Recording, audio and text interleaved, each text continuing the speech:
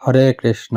কামিকা একাদশী ব্রত মাহাত্ম্য হচ্ছে শ্রাবণ মাসের কৃষ্ণপক্ষিয়া কামিকা একাদশীর কথা ব্রহ্মবৈবর্ত পুরাণে যুধিষ্ঠির শ্রীকৃষ্ণ সংবাদে বলা হয়েছে।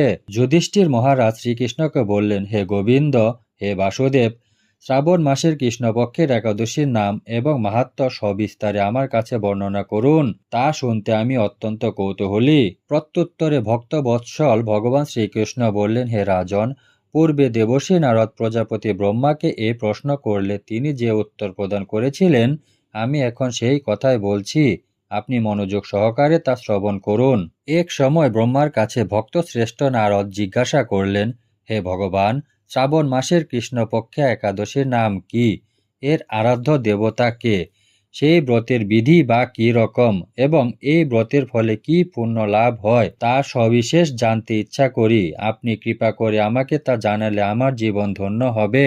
শ্রী নারদের কথা শুনে ব্রহ্মা অত্যন্ত সন্তুষ্ট হলেন। তিনি বললেন, হে বৎস, জগৎ জীবের মঙ্গলের জন্য আমি তোমার প্রশ্নের যথাযথ উত্তর দিচ্ছি, তুমি তা শ্রবণ করো।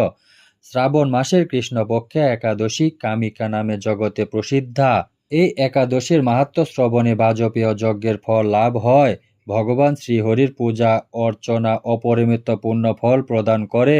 গঙ্গা, গোদাবরী, কাশী, নৈমিষারণ্য, পুষ্কর ইত্যাদি তীর্থ দর্শনের সমস্ত ফল একমাত্র কৃষ্ণ পূজার মাধ্যমে কোটি গুণ লাভ করা যায়। সাগর ও অরণ্যযুক্ত পৃথিবী দানের ফল, দুগ্ধবতী গাভী দানের ফল অনায়াসে এই ব্রত পালনে লাভ হয়। যারা পাপপূর্ণ সাগরে নিমগ্ন, এই ব্রতই তাদের উদ্ধারের একমাত্র সহজ উপায়। এই রকম পবিত্র পাপনাশক শ্রেষ্ঠ ব্রত আর জগতে নেই। শ্রীহরি স্বয়ং এই মাহাত্ম্য কীর্তন করেছেন। রাত্রি জাগরণ করে যারা এই ব্রত পালন করেন, তারা কখনো দুঃখ দুর্দশাগ্রস্ত হন না। এই ব্রত পালনকারী কখনো নিম্নজনী প্রাপ্ত হন না।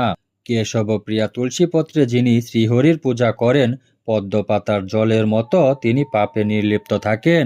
তুলসীপত্র দিয়ে বিষ্ণু পূজায় ভগবান যেমন সন্তুষ্ট হন, মণিমুক্তা আদি মূল্যবান রত্ন মাধ্যমেও তেমন প্রীতি হন না। যিনি কেশবকে তুলসী মঞ্জুরি দিয়ে পূজা করেন, তার জন্মার্জিত সমস্ত পাপ ক্ষয় হয়ে যায়। এ প্রসঙ্গে ব্রহ্মা বললেন, হে নারদ, যিনি তুলসীকে প্রত্যহ দর্শন করেন, তার সকল পাপ রাশি বিদরিত হয়ে যায়। যিনি তাকে স্পর্শ করেন, তার পাপ মলিন দেহ পবিত্র হয়। তাকে প্রণাম করলে সমস্ত রোগ দূর হয়। তাকে জল সিঞ্চন করলে যম তার কাছে আসতে ভয় পান। শ্রী হরিচরণে তুলসী অর্পিত হলে ভগবত ভক্তি লাভ হয়। তাই হে কৃষ্ণ ভক্তি প্রদায়নী, তোমায় প্রণাম করি। যে ব্যক্তি হরিবাসরে ভগবানের সামনে দীপদান করেন, চিত্রগুপ্তও তার পুণ্যের সংখ্যা হিসাব করতে পারে না। তার পিতৃপুরুষেরাও পরম তৃপ্তি লাভ করেন। শ্রীকৃষ্ণ বললেন, হে রাজন, আমি আপনার কাছে সর্বপাপ হারিণী কামিকা একাদশীর মাহাত্ম্য বর্ণনা করলাম। অতএব যিনি ব্রহ্মহত্যা, ভ্রূণ হত্যা, পাপ বিনাশিনী, মহাপুণ্য ফলদায়ী এই ব্রত পালন করবেন ও এই মাহাত্ম্য শ্রদ্ধা সহকারে পাঠ অথবা শ্রবণ করবেন, তিনি সর্বপাপ থেকে মুক্ত হয়ে বিষ্ণুলোকে গমন করবেন। ধন্যবাদ সবাইকে। হরে কৃষ্ণ।